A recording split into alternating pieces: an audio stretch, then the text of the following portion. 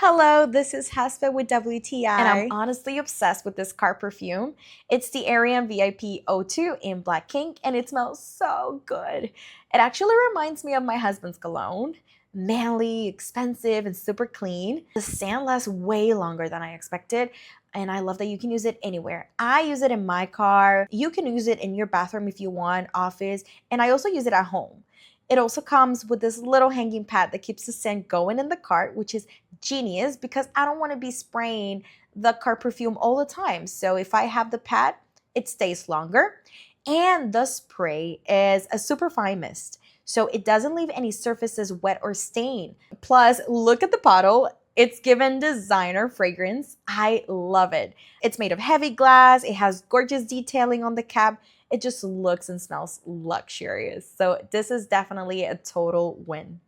But that's just my point of view.